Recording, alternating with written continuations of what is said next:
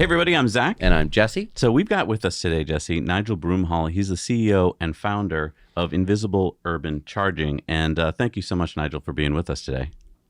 Thanks for the time. Great to be on the show. Been following you guys for a long time. Doing a great job. Thank you. So you're in Austin right now, and I wanted to get right into this. You told me some pretty amazing numbers about what your company is doing installing EV chargers. Are you allowed to talk about any of that yet? Yeah, so, again, some of these numbers will sound a little ridiculous, but in the context of what the world needs to get to, they become very small very quickly. So what we're focused on and what we've recently signed, so in last year we signed a contract to deploy 300,000 chargers in Europe. And the first part of that is a 30,000 deployment that's kicked off now. We're going through initial site assessments, etc. And then we get into deploying at scale. And that is a big focus for us. So, when we founded the company, and I'm one of the co-founders, so when we founded the company, we had the mission to accelerate the transition to electric transport. And clearly, I don't have an East Texas accent or an Austin accent. I come from a small country at the bottom of the world with 5.5 million people. So we knew that to have impact, we had to go to big markets, and that's why we're here. Okay, but that number is astounding. So can you explain to me, your company does what's called charging as a service. And for the audience out there who might be like, well, what does that mean? So explain it to me. If I'm, let's say, a parking lot owner or a big, business owner that has like a big parking lot, how does the relationship work between you and I? What I call you up and I say, I want some chargers, Nigel. How does that work? So we provide everything, soup to nuts, from engineering design through to commissioning, and we put the capital in the ground. So there's no requirement for the parking operator, for example, to put capital in to do this upgrade on their site. And there's no requirement from the property owner to do that as well. So it's all about making it as seamless as possible, and then essentially providing that service layer over the top of the hardware that's been deployed. So again, making it very easy for someone to make that transition and to make it at scale. So we don't enter into contracts, for example, to roll out 4 chargers in the corner of a supermarket. That we think is why there are so many issues with charger failures, etc. So we focus on what we call scale and density. So to give you an idea, with the 30,000 we're deploying into Europe, they will be on average of 45 chargers per site. So a large number of chargers going into sites. So we have had inquiries saying, look, I've heard about this EV thing, and I've seen my mate's got a Model Y and it's fantastic. I'd like to get 2 chargers and trial them. The world's moved beyond trials. So, I spent a lot of time in the energy industry where trials are, and there's a lot of conservatism about how you approach this. We've tried to strip away that risk and say, well, essentially we take the capital risk in terms of putting this hardware down, and you just get the benefit of it being as a service. So once it's in the ground, we then do the ongoing monitoring, management, maintenance, and monetization. So we provide the software in the middle, so the piece in the middle that enables us to do that. So we can monitor the chargers in real time. So, modern chargers heartbeat, so which is surprising, right? So if you looked at the market and said, okay, why are so many pieces of hardware broken? Somebody must know, because we can heartbeat these things sort of every 5 to 15 seconds. So the status of your network live at any point in time. And then we can we enable through that platform the ability for our end customer, and it is a B2B relationship as well as the B2C, to set the price. Now, they do that within guardrails, so we don't want anyone going, hey, I'm going to set it at $5 a kilowatt hour, because that wouldn't make any sense and nobody would use the charger. But they can, for example, given the way our model works, they could say, for our high value customer group, we're not going to charge them. Or we're a supermarket, and if you spend to a certain threshold, you will get a free charge, for example. Because if you look at outside of the parking operation world, which is all just about increasing EBITDA, increasing revenue per parking stall, associated businesses make more money from the business that they do rather than parking. So we enable that with what we've got. So I want to approach this from the perspective of an EV owner, because I've been on kind of both sides of this. I've had EVs since 2015, and I've been driving them ever since and enjoying it. And one of the biggest gripes that I usually have is that there are charging locations in the world. It's just that some of them are good and some of them are very, very bad. And so, things like plug share have always been this like super important thing, because you'll log on to plug share and it always seems like a charger either has like a 9.5 or like a 2. And the charger with a 2 is broken. And it hasn't been working for 3 years. And you're like, how has, who put this in and then just kind of went like, ignored it. Yeah. Well, we're done. Because you don't do that with almost anything else. And like you're saying, there's usually like 2 chargers at that location, and they're both on the same post. And so when that post fails for whatever reason, they seem to fail all the time. They never get fixed. So when I was working in an office park, there was one charger, and I had to walk to it, but I could charge my Nissan Leaf up there every day, and it was like great. And I get an extra 20 miles, take all the miles of my commute, put it right back in. So now I can go on a little adventure after work. But then it stopped working one day, and it stopped working for months and months and months and months. And I had to call. First, I called ChargePoint, and I was like, "Hey, ChargePoint, you should fix your charger." And they're like, "Yeah, that's not our responsibility." And I was like, "What?" It says your name on it. And they're like, "Yeah, you got to talk to the landowner of it." So then I went to the, hear ye, oh Lord, landowner. I wrote an email and I said, like, your charger isn't working. And it took 3 months for them to fix it. That was such a poor experience for me as an EV owner, because for those months and months of time, I couldn't charge there. Right. And you'd gotten used to it. I had gotten a little used to it, and honestly, there wasn't too many options around. So talk to me about how invisible urban charging is going to kind of change that. Yeah, so, I've been a driver for 5 years as well. So I had, in New Zealand, I had a Kona electric. I didn't really like the look of it, but I did like the fact that it was a great EV. So, and then had a couple of Teslas after that. And you're exactly right. So if you turn up at a charger, there's nothing more frustrating than I'm ready to go. Maybe I'm low on charge, and it either doesn't work. In the case of where I am in Austin, there's an F-150 parked in it, or there is someone charging and there's only 2. So, you're going to have to wait. In our case, and I do find it surprising that they didn't know what was going on, it is as fundamental as what the business model is. So if you are selling chargers and you on-sell it to a building owner or a parking operator, it's then their responsibility. Sure, there's a warranty. Sure, you've got to be able to sort of fix these things. And level 2 chargers, for example, which is the market that we operate in, they are pretty much a rip and replace product. No one's going to go out, pull the cover off and start tinkering around with something. They're going to pull it off the wall and replace it.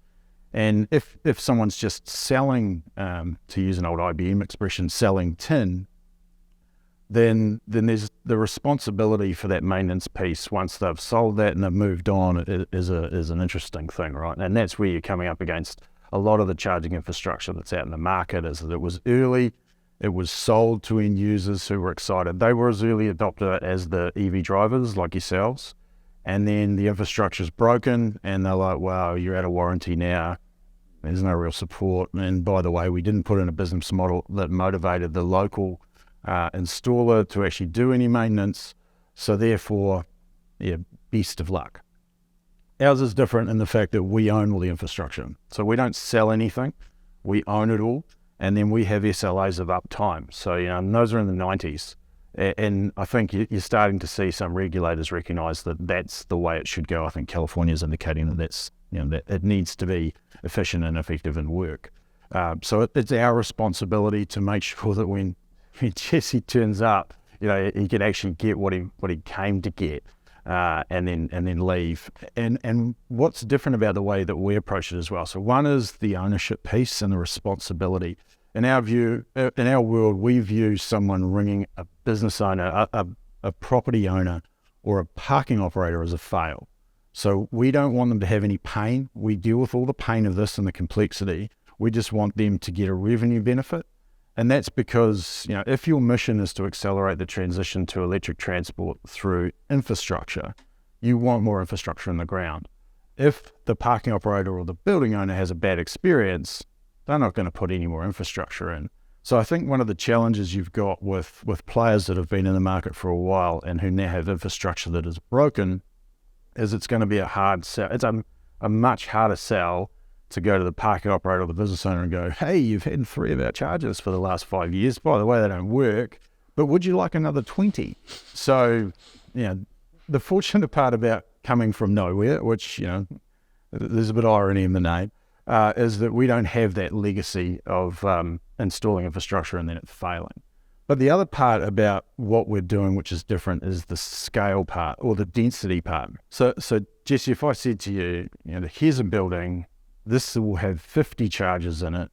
If you turn up here, you're going to get a charge, and it's convenient to where you need to go. And I think you guys have done some great stuff in the world of not only light vehicles, but now micro mobility. Maybe there's some micro mobility opportunities out of that centralized parking unit. But having that volume of charges means that I know I can go there and get a charge, and that's super important as well. So the other part of what we look at is utilization. So we want to make sure that the charging infrastructure works. It's a great experience for the EV driver. They never contact the parking operator, and all the parking operator sees is a revenue stream. Now we get to that, then we start to see the ability to accelerate the deployment of more infrastructure. Fortunately, with a partner that we're working with, we're doing the mass deployment with, they absolutely get it. So they see the transition. They see the ability to increase revenue per stall from two dimensions. One is there's a margin to be made on energy sold for sure. But the other thing is, if you put this infrastructure in and you drive more cars to your parking building, because let's strip away the drivetrain, it's a car going into a parking building, then you're going to sell more time in that building as well, which is where they generate the predominant amount of their revenue. So you need to balance the volume and making sure that you've got the uptime. And, the SLA in our contract makes sure that, we're responsible for that. The fact it's our hardware makes sure that we're responsible for that. And then on the other side, we work with partners that have high quality product. So, we're not out there pushing an IUC product. We buy off the largest manufacturers in the world. So we make sure we work very closely with them so that we know what's coming. So roadmap wise, if I said to you, the other part of it is, if I said, guys, you're going to put hardware in the ground and the back-to-back contract with the customer on the other side is 10 years, you're going to be very selective about the hardware you put in. You're going to make sure that it's quality. You're going to make sure it's got great warranties, and that only comes with quality. And you're going to make sure that you put in as much future-proofing as possible. So, we're always thinking about what's coming down the pike in regards to, things like inductive charging. Where's that going to go? What's going to happen with autonomous? How easy is it going to be to charge? I want to make sure that the charging experience is as seamless as the one that I have with my Tesla. And you don't really get that with third-party networks. So there's a whole lot of moving parts to think about. But in terms of answering your question, one is make somebody responsible, a single entity responsible, or entities responsible for ensuring uptime, so no one's going, well, it's not my fault. And the other is put in a large enough volume of charges so that I know that I can go and get a charge and I'll go there all the time.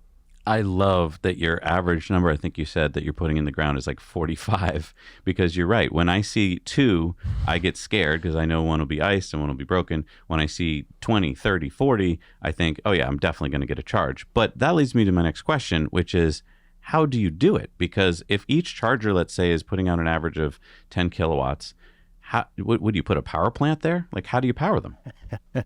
Great question. Great question. So, the key to it is you need to roll out, and I'm on the record in my home country as banging on about similar mandates to home charging deployment as we see in the likes of the UK. So smart charging, so it's charging that can optimize the available amount of load that you have in a building in your home, those sort of things. So again, coming back to that, what do we focus on rolling out? A key part of it is the chargers have to be as large a capacity as we can get. So in the case of Europe, 22 kilowatt three-phase units.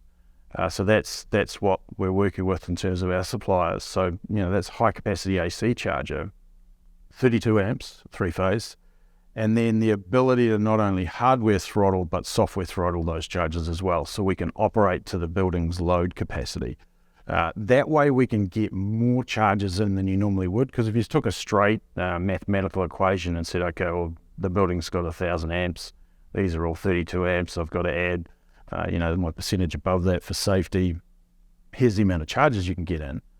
If you put in load management, you can say, okay, we can get a lot more infrastructure and then balance within that to a point. And the good part about that is if you're seeing that you're starting to bump up against capacity constraints, that's a conversation with the building owner or the parking operator. So that is hey, you're going to need more infrastructure, or hey, you're going to need to upgrade the capacity to the building.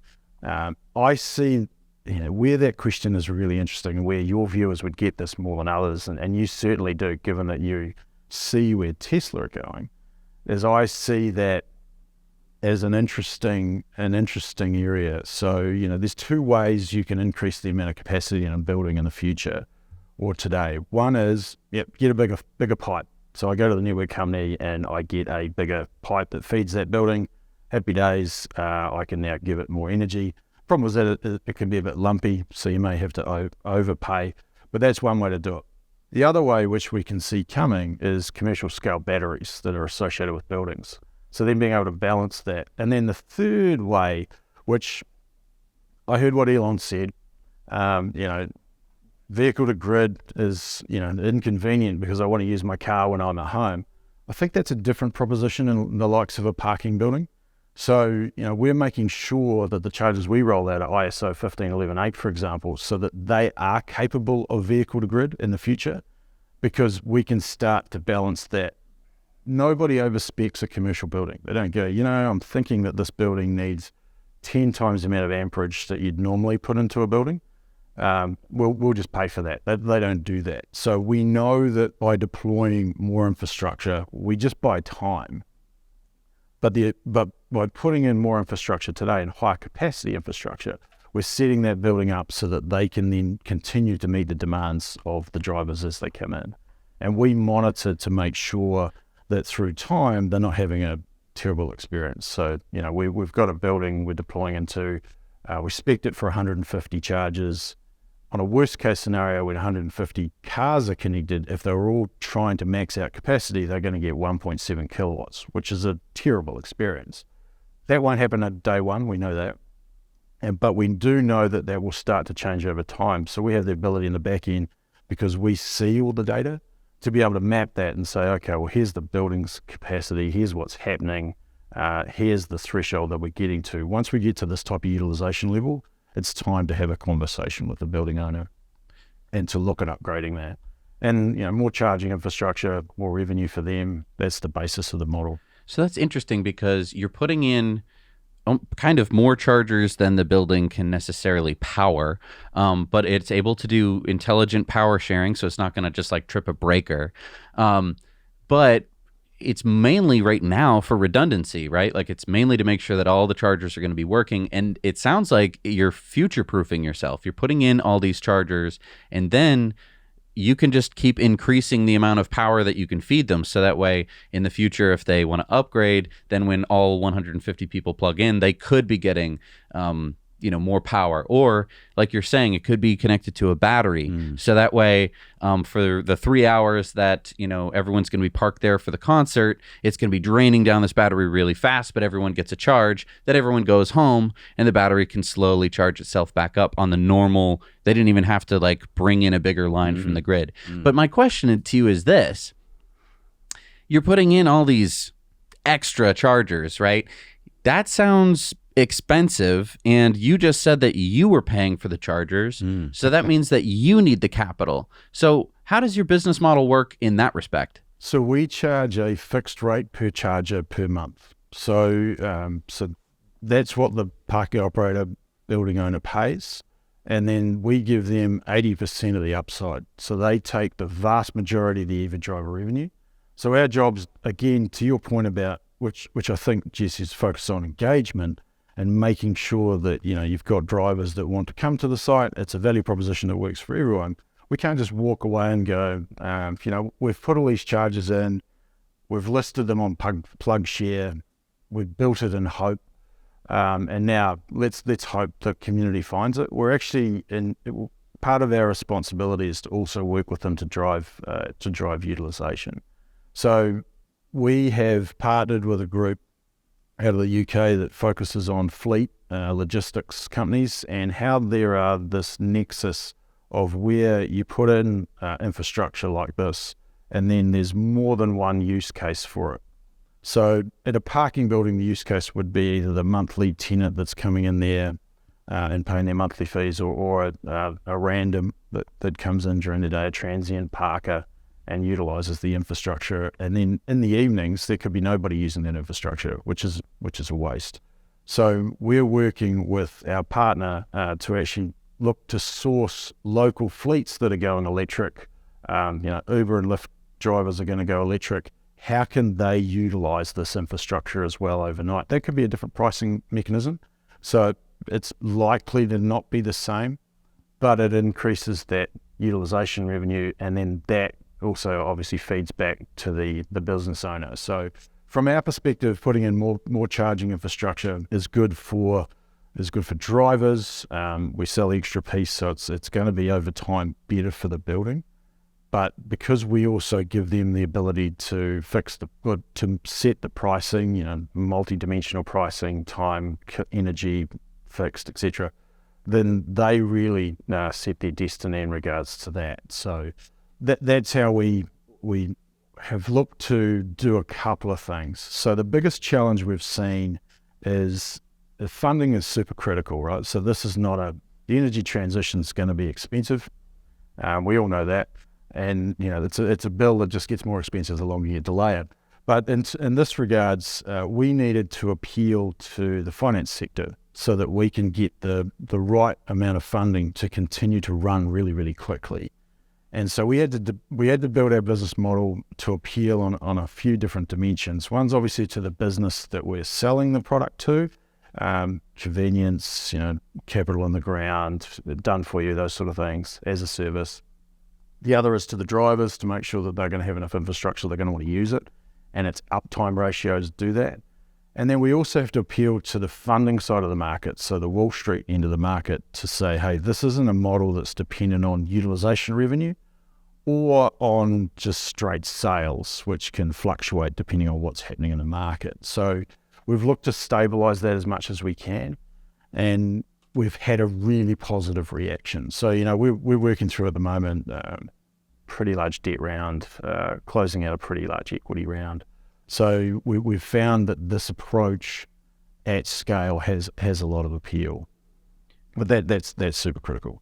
It sounds like what you're doing is really unique and really does fit the EV driver, because I imagine if you put in, a number of chargers, 30, 40 at a site, then automatically the EV community in that area the word will spread. I mean, I've gone to chargers where there's like 8, and it's like, wow, guys, there's 8. And back in 2018, that was a big deal. Wow, there's 8. Now I'll drive by, it's packed every single time, right? Because everyone knows I'm going to be able to charge there. That's going to be really convenient for me.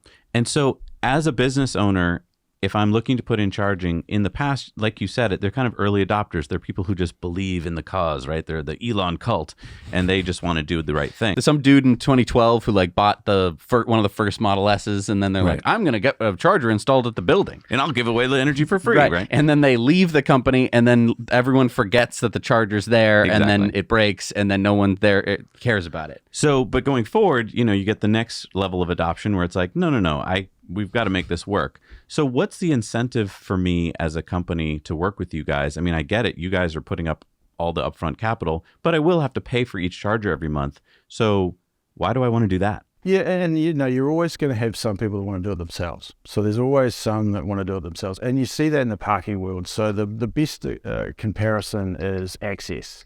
So gates and payment. So you see parking. So you see building owners go, I can do this myself. It's not that complicated. And then they do it, and they've got to deal with all the headache associated with it, including the most common thing, believe it or not, is people blow through those gates and smash them all the time, which I find fascinating. But they find it's a headache that they just don't want to deal with. I mean, they're there, they have a core competency around managing a property, managing and looking after the tenants in it, not necessarily doing parking, not necessarily doing EV charging. So, for us, it's all about convenience. It's all about providing a quality solution for their tenants. And that's important as well. So if you're a parking operator, it's obviously all about your customers. If you're a commercial real estate operator, if you're building a building now as a commercial real estate operator and you're not putting EV chargers in, I don't think you're going to get a cornerstone tenant. So, you look at that commercial building world, and the model's been pretty simple for a very long time. Find a great location, design a beautiful building, find a couple of cornerstone tenants, and then fill the rest of the building up with everybody else. But the cornerstone ones are what make the difference. Now, you wouldn't find a cornerstone corporation, large business in America that's not thinking about ESG. You also wouldn't find one that's not trying to appeal to the latest and greatest talent. And as we all know, that talent is going to drive more and more electric. And they're going to want things like EV charging on site. So there's a number of factors that we talk to, large resort chains, hotel chains. Here's a way to do it that is just convenient for you. And sure, there's an operating cost, and that actually appeals too. So some don't want to put capital on the ground. They don't want to extend their credit, etc. They just want somebody else to do it, and they want an OPEX line.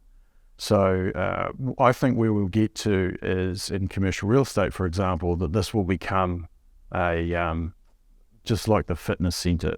It'll be common for all of the tenants in a building. It's like a common area maintenance cost, and there's a bank of charges that everybody can use that are associated with that building. And then there's additional utilization outside of that the building owner can access, for example. But that's where I see the smart end of the market going, and we're definitely having those conversations. There are the biggest challenge, believe it or not, is the free charger. So I can tell you, I've always looked at it and said I'd never pull up to a gas station, fill up my car, and drive away without paying. I get why free was there to stimulate the market, but I think we're beyond that now. So one of the challenges that we come up against is either the peppercorn rent, so the idea that we will pay for the rental of the footprint of the EV chargers, and then we'll take all the revenue ourselves. So that's a utilization-driven only model. Or you're going to put in charges and provide them for free. And both of those can be a bit of a challenge. But what we're seeing, and I think this is where the market's matured to, is people have worked out that this utilization piece is going to increase in revenue, and building owners and parking operators want control over that. So our model gives them control over the pricing, and they want that. So classic example would be a national chain of high-end steakhouse. They would make more money keeping you there for a bit longer to have a cocktail or maybe dessert than they'll ever make out of an hour charging on an AC charger. So the mature ones are thinking about, well, how can I do that? I mean, I sum it up with, and this was the definition of where we were at the start and thinking this through. It's places people pause and getting them to pause a little bit longer. I mean, I remember when I was in New Zealand, somebody in Australia posted a photo on Instagram of their charge, and they said, my charge just cost me $42, and it was a picture of their lunch. So, if you provide that sort of convenience, that's what a lot of business owners, leading business owners want to do. It still blows me away, and I don't know about you, as a driver, why doesn't the leading hotel chains, why don't they all have banks of chargers? It's the best place to charge. That's my question for you. About 5 years ago, I talked to some local developers, commercial real estate places, and I said, I see the future, install more EV charging. And they were all like, yeah, we don't see that. And I'm like, right, it's a if you build it, they will come kind of thing. Like, I get it. You don't see it because you don't have it. I'm like, but there's more and more EVs every day. And if you put a charger in front of this supermarket, for instance, people will come and shop a little longer, like you just said. Are you seeing the people in the commercial real estate market are getting that now, or is it still a hard sell? Oh, look, I had a commercial real estate guy tell me that they're dinosaurs, which is not a good analogy when you're talking about the transition from fossil fuel to electric. But I don't think that's the case. So, we partner, for example, on the deployment side, because obviously we're a little company, but we're rolling out some big numbers. So we partner, for example, with the likes of Jones Lang LaSalle. So they're our lead execution piece in terms of putting charges in the ground and managing all the contractors underneath it. They get it. The big guys, the CBREs, the JLLs, even the big asset owners like your Brookfields, Morgan Stanley, those guys, they all get and see where this is going. It's just a challenge of how do you get the economics to work? And that's something that we put a lot of effort into, because I'm purely in the camp, and this is speaking from the perspective of somebody who worked in a 100% renewable electricity company sort of 20 years ago. So I drank the Kool-Aid on this a long time ago. But a sustainable solution has to be economically sustainable as well. So it's critical that we make sure that they're getting a benefit out of this and they can see it. And, you're ascribing, whether that be, tenant satisfactions, ability to acquire, retain better staff, to fundamentals like the economics of how much money I'm making out of each charger. I mean, we really don't want to get down into, okay, so Zach and Jesse, you're going to put this charger in this building in this corner. How much money is that going to make as an individual charger? It's like, well, you need to think about it as a fleet. And it needs to, what we're focused on working with you to get to is a point where it breaks even and then makes a profit. And then you're going to want to put in more infrastructure. But they're definitely getting it. It's just which is interesting. So, and some of the stuff, they're a little bit more conservative, which you wouldn't think so because commercial real estate's got a bit of risk associated with it, etc. But, a number of these players, and I always forget this. So again, I've been in the energy industry for a long time. The acronyms roll off my tongue. I saw this coming a long time ago. I led the EV program at Meridian Energy in 2009. So that was a little premature, but we saw that coming. So yeah, interesting side story. So we managed to convince Mitsubishi Japan to give us 2 commercial prototypes, and we drove them around New Zealand for 3 months and gave everybody the EV experience. So, been involved with this for a long time, so I've seen it coming. But as you guys have come up against, it can be a bit frustrating because there's still people out there that don't think electric cars are going to come, or they're evil, or a whole bunch of other fundamentals. So we still come up against, I had a commercial real estate operator the other day, and they told me that they hated electric cars because lithium was mined from the bottom of the ocean. And you just have to take a deep breath, bite your tongue, and just say, well, no, that's not the case. So yeah, look, they're getting there. But the leaders are getting there. I mean, the amount of effort that we've seen, for example, Jones Lang LaSalle put into this transition around becoming more and more sustainable, it's pretty impressive for an organization of their scale.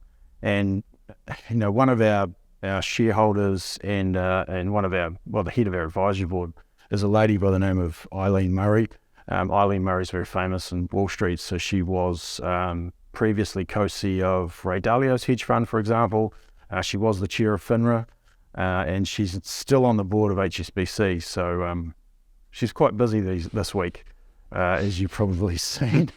But, she said there's not a board meeting that they turn up to at HSBC where most of the questions are around ESG and ESG investing.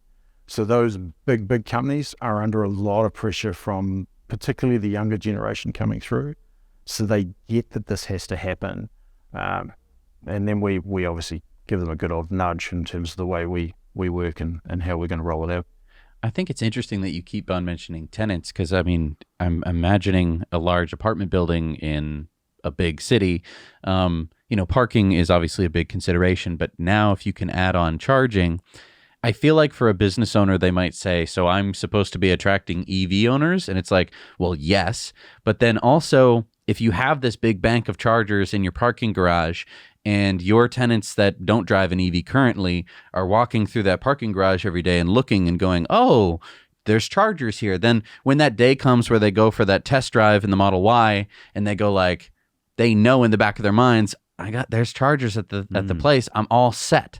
And then they're going to pull the trigger on that purchase. And then that's when you really got them on the line, because now they don't want to move, because they're going to, first of all, love having the chargers. As somebody who literally has to run an extension cord out his bathroom window, I can tell you I'm happy just with that. I'm like, that's great. I went to so many other apartment complexes where it was just like EV charging, whatever. But so all of these people now are going to buy an EV, and they won't want to leave unless there's going to be a charger in the parking lot of that new apartment complex that they're going to move to. And so I think that that's the big thing, because one of the biggest pieces of pushback that we've gotten as, EV advocates or whatever has been, hey, I live in a city. There is no place for me to charge. How am I supposed to own an EV? And it's like, right, it's been such a hard question to answer for the longest time, and we've always been saying like the EV infrastructure is coming, and it's like, here it is. Yeah. And you touch upon the heart of our plan, which is not super complicated, right? If your mission is to accelerate the transition to electric transport, which we talk about a lot internally and with all of our customers, you want more drivers, you want more people buying electric cars. So, there's research, and I can't pinpoint it off the top of my head, but there's research to show that if you provide the infrastructure, people will then buy the electric car because they get over range anxiety, which we all know as EV drivers is not really a thing. I have almost trained a Polestar 2 driving to Vegas, I will be honest. There's not a lot of charging infrastructure in the middle there. But look, if you put the infrastructure in, you're exactly right. You remove that barrier, people are going to go, okay, now I can buy an electric car. Then you have more infrastructure, then you have more people buying an electric car, which is exactly what we're trying to achieve. We're not trying to sell 4 chargers at the maximum profit we can and then walk away and go, happy days, and we're never going to maintain them. We know that that's not the way to achieve that mission. The only way you do it is by, as we said, rolling out scale and density, getting people utilizing the infrastructure, putting more infrastructure in, getting more people driving electric, getting those multi-use cases. That multi-use case is a real focus as well, because I spent a bit of time with the DOE. So I was lucky enough to chat with Chelsea. So Chelsea Sexton, she's been to New Zealand a couple of times. She likes coming down to down under, and she's obviously working in there now. And the multi-use case situation is something that I'm thinking about quite closely. This idea that you put, the worst thing that I saw as someone in the energy industry was that everybody in New Zealand, for example, at the time, deployed a 32 amp, 7.4 kilowatt single phase charger, and then got home at 6 o'clock and charged their car. So we in the energy industry, you talk a lot about energy poverty. And my concern with that was, if it's not done in a smart way, then that's an inefficient use of the resource, and everybody pays more for power, because that flows down to everybody, including the poorest end of the community. So, it's got to be thinking about how you are optimizing the energy piece, which is why I know why Wall Street doesn't get it, but the energy play that Tesla's engaged in is, that is a very big deal, because as the world goes to electric, as everything goes to renewables, you've got some type of intermittency in terms of generation profiles. Stabilizing and managing that is going to be really valuable. Right. So, you've got to get that utilization piece, as I've banged on about it, is critical in multi-use case. Because this is super important, and I don't think that a lot of people know this, but it's like, their energy generation throughout a day is not stable. This isn't the 1950s anymore. There isn't just some coal plant, 100 miles from you that's just pumping out, the same number of megawatts every second. Now that we have renewables and especially solar, we're running into like duck curves and stuff like this, where during the middle of the day, we're generating so much solar that demand goes down for traditional, the power plant or whatever. And so they typically have to back off, what they're producing. And that's good because they're not burning as much coal. And it's good because at some point the duck curve could go so low that we should be, installing batteries, and those batteries are going to be powering the grid throughout the night. But instead of charging up, grid storage batteries that are then going to have to, deploy the energy to your house later on, if we could be charging our EVs during the day when they're solar, then that would probably be the best use of time. And the biggest problem with that, the problem that most EV owners have with that, is that they can't drive to work and then drive home and plug their car in. How do they get back to work? So having the charging at work is a huge component of solving this big problem. But the funny thing is it also solves another problem. I have a friend who was looking for a new job, and one of the biggest considerations was charging at work. And so he picked this new job not because he loves it. He hates this job. It's because he has free charging at work. And again, it's like it's one of these 2 stall chargers, and he's one of the only people who has an EV at work. So he gets free charging every day at work. He doesn't have to worry about it. And from the grid's perspective, that's great because he gets to work at 9:30, right when the sun is starting to come up and blast those solar panels with photons, and that, which of course turn into electrons that are flowing onto the grid, and he's charging up with that energy. He's not driving home at 6 o'clock, plugging in when there is no sun out. And I think that that's such an interesting piece because, he literally was like, it's between this job and the other job, and this job has, charging at work, and this one doesn't. So I'm going to pick the one with charging at work, and So is he walking around to all of his coworkers like, EVs suck, don't get one, so I can have one of the only 2 stalls? Exactly. Don't buy an EV. EVs suck. I'd be telling everybody that. And it's fascinating to me to see how, because I think that a lot of people don't understand what an impact it makes to have the infrastructure, at one place or another.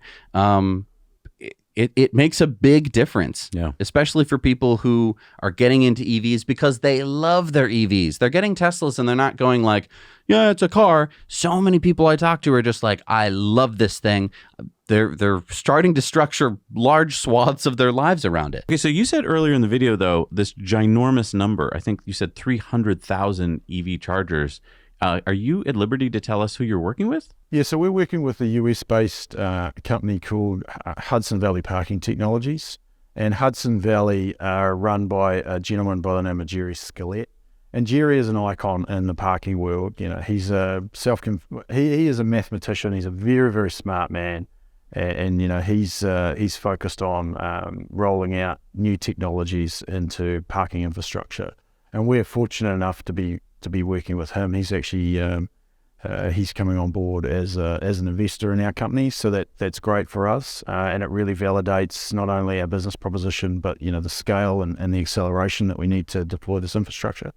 He's made an acquisition of a parking operator in Europe, which has roughly 1.6 million stalls, and so the 300,000 in the context of 1.6 million is obviously a lot less. Obviously, you can't just click your fingers and then you have 300,000 chargers in the ground. So the first part of that is that deployment of 30,000 chargers, and then we grow from there. It's really exciting. Again, you have this, and you guys would appreciate this because you've grown your organization into something pretty cool. But you start with this idea, you test this hypothesis in the market, you continue to test it, you continue to improve it, and then you get validation. So, we're working with some of the largest infrastructure funds in the world that are backing us from a debt position. So as I said, the equity piece is around roughly 45 that we've raised to date, and that piece, and then there's roughly sort of a couple of $100 million in debt that we're putting on the back of that as well. So, this thing's gearing up. I've had the weirdest conversations over the last 9 months with mainly large-scale infrastructure funds, large-scale banks, and they think our idea is great. They love the business model. Just the number is a little low. So I literally, I sat in a room, and that's a key learning as well. I think in my observation in the US, having gone through this exercise, is if you're trying to raise under $50 million in the United States, it's a struggle. These funds are so big, you could aspire to having a conversation with them, but they just can't. So you imagine you're a fund manager, you've got a $1 billion fund, the smallest you'll lend is 5%. So you're never going to talk to a small company. And that I think is one of the challenges with the energy transition, is you have a lot of young, enthusiastic companies that are coming up through that, and they're just not at that scale. So they can't have those conversations. Like I said, weirdest conversation I had was with one infrastructure fund. The guy just stared at me across the table and said, "We don't write equity checks under $500 million.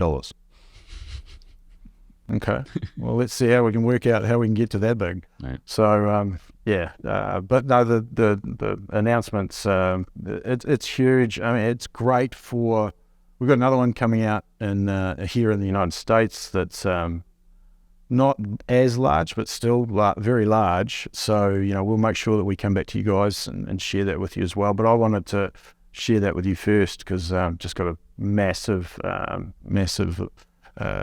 you guys are really inspiring in terms of what you do, and I appreciate that, and that's so exciting for your company. But speaking of massive numbers, I'm just really curious, because you're working in the U.S. and in Europe, electricians. So typically, electricians don't really touch parking lots that much. They might put in some lights, but that's about it. Now we're seeing the shift, right, where electricians are needed for all this EV charging infrastructure.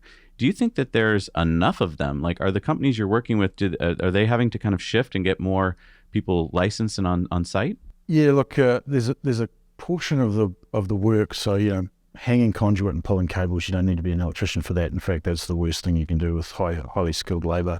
The pieces that are needed for distribution board upgrades within the site.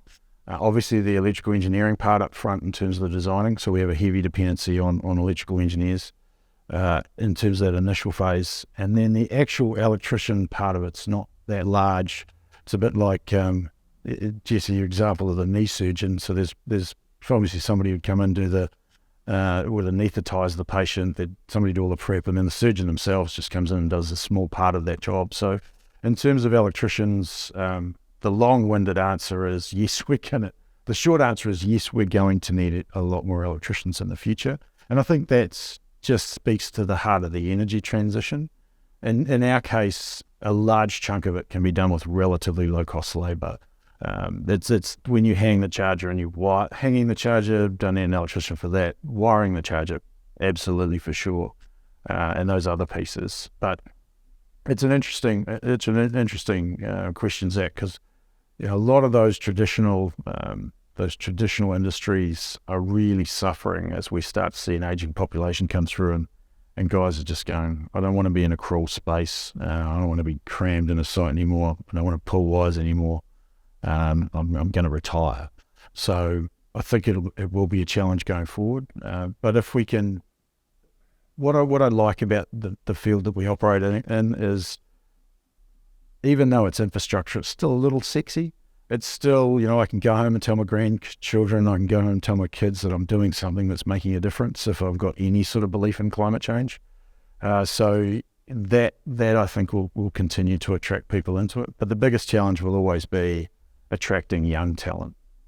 I mean, I know that Elon's gone on record as saying, one of the biggest issues that he sees in the US talent market is there's a lot of people in finance and law, and there's not a lot of people building things. And I think that's consistent with a lot of other markets as well. So it's going to be an issue that we see, and it is a focus for us. So at the moment we work with outsourced partners, and we want to build their capability up. If there was any issue with that in the future, we'd have to look upstream and say, okay, well, how do we solve to that?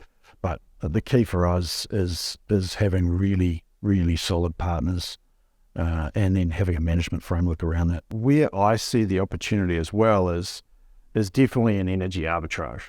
So if you think about having a bank of chargers that have a vehicle to building, let's not call it vehicle to grid, vehicle to building capability, and there's some renewable generation capacity that's associated with that building. Imagine an environment where I charge at home overnight, which I put some energy in my car overnight. I come in the morning, we draw that power out of it and put it into the peaker when the building goes into its sort of peak operation, AC kicks in, all those sort of things. And then as that renewable generation piece starts to climb, be it solar, be it wind, then that energy is then fed into the cars, and maybe you do the reverse at the end of the day as well. So, that energy arbitrage is going to get really interesting. I come from a market which is super complicated. So the energy market in New Zealand is traded half hourly, and you're forecast every sort of, I guess, 24 hours in advance. But as you said, your load generation requirements every half hour vary quite significantly. And New Zealand has New Zealand has been above 80% renewable forever. It's mainly a hydro generation base with wind and some geothermal. And then it has what they call, fossil fuel firming or thermal firming that you provide to provide backup essentially to these renewables. But that requires a whole lot of balancing, which is coming to the rest of the world as people move away from oil and gas. So I think the energy, the movable battery, I see EVs as just a fantastic piece of technology, and also as someone in the energy industry, I see them as a movable storage device which has got real value. So be that I'm at home, there's an outage, great, I could run my house. We all know it's not as simple as that. You have to do some wiring to make that work, but the idea that you could do that, great. There is some type of way to control this so that if there are stresses on a network, you can reduce the amount of energy drawn by the vehicles. Fantastic. And then some sort of intraday energy arbitrage. Maybe I get a 3 days parking if you can have access to my battery. So I think there's going to be some interesting business models that, a few people jumped too early and they went to hey, this is where the future's going to be. Let's build a software solution that solves to that. And it's like, well, the most fundamental thing we can do, and I know we talked about it in our last conversation, is just roll out a whole lot of EV chargers. Just get more infrastructure in the ground, and that will then enable the types of solutions that we've seen come out from very smart people over the top of them. But without that fundamental hardware layer, forget about it. It's all just great ideas. Mm-hmm. So, yeah, it's... I mean, that's exciting. why I was so excited to hear Elon and Drew Baglino finally say at Investor Day that, in the next couple of years, Teslas will have that capability of vehicle to grid. Because I personally think, I think Elon's a genius, but I feel like he missed this piece, probably because he thought, hey, we've got a Powerwall, so just buy that. But, these cars are way bigger than a Powerwall in terms of their battery size, and I totally agree with you. I think it makes our grid super resilient when building A over there can take care of themselves during the day if they want to. 100%. And that has got to have some smart infrastructure that is put in. And I can tell you that if you're out there just trying to sell a charger, you're not going to think about, hey, nobody goes, good salespeople don't try and sell beyond the close, right? So I've sold you a charger. I'm not now going to go, by the way, would you like the one that's vehicle to grid because it's an extra $100? They're just not going to do that. So, in our model, because it's a 10-year contract, we are incentivized to put in the best infrastructure we can and to think about those scenarios. So that's why I've had suppliers go, you don't need 15.11.8, ISO 15.11.8. There's no cars that can do vehicle to grid at the moment. It's like, not today. I think the Nissan can do it, and I think one of the Toyotas talked about it. But it's coming. We know it's coming. And if Tesla is saying it's coming, it's definitely coming. My car's not always parked in my own garage. I park it, it's 95% of the day it's parked, but it can be parked at a restaurant, a supermarket, a parking building. Those are going to provide those arbitrage opportunities. And just the last question I want to sneak in here. I think a lot of people watching who might believe us about autonomy might go, so these level 2 chargers are going to be meaningless in a few years. But you did mention something really cool, which is if like Tesla goes to wireless charging, if induction charging becomes an available thing for EVs, you could switch out your chargers to be induction charging, which would mean that an autonomous car could pull into this lot like a fleet and charge up for the overnight. Well, and if you have 50 or 60 chargers in a bank, if there were just 2 chargers, it wouldn't make sense to pay, some pimply teenager to plug them in and unplug them whenever they need to. But if you have 50 or 60 chargers there, and autonomous vehicles are constantly pulling in, pulling out, and need to be charged, instead of you can do the math and say, like, do we pay minimum wage to have somebody constantly unplugging and plugging in cars, or do we, fork up more money to have induction charging? Once you're at that scale, then you can start having that conversation. Whereas if you only had 2 chargers, say, it's like, well, we have to do the induction. Right. Oh, look, 100%. And think of it as everything's a transition, right? So, the purists out there go, let's just snap our fingers and turn all oil and gas off. World doesn't work that way. Economies would crumble. You can't do that. It's got to be a transition, and there's some sort of maturity curve. I certainly see it as exactly what you're saying. So as vehicles go to autonomous, you don't immediately switch to inductive, because inductive has losses. So the inductive guys will tell you that there's no losses, but we all know if you look at an inductive hob, if you got to wire that in, it's got a much higher capacity requirement than a normal hob, because there are inherent losses in it, and it's going to be more expensive. So you would go a transition of, I have seen probably the worst example. There was a bus charging company in China, and 2 guys with white gloves had to plug in CCS chargers that were 350 kilowatts plus at the same time, or it created an issue. Life's a bit more important in other places. So you want to make sure that it's it will be that person, I think, that is using just a piece of copper to efficiently transfer electrons for a start, and then it will go to an inductive charging model, absolutely, for sure. As we see more and more that infrastructure getting, the hardware for the vehicles getting cheaper. You guys talk about it all the time. The biggest challenge I see with inductive is it's going to require the OEMs to put in a more expensive charging port. And at the moment, a lot of them are struggling to get the economics to stack on an electric vehicle. So they're just not going to do that in the short term. Maybe Porsche does it at the top end, or high end electric cars do it, but certainly not for the average EV. But that transition will certainly will certainly happen. And because we own the infrastructure and we've got that 10-year contract, we are thinking about where that has to go. So it's absolutely on our roadmap. Nigel, thank you so much for joining us today. Really exciting, the work you're doing at Invisible Urban. Hope you do come back and tell us about your next big deployments of charging, because I'm just excited. I mean, the numbers you're talking about are really exciting. So thank you so much. No problem at all. And really, thanks for the time. You guys are really inspirational. It's been an honor.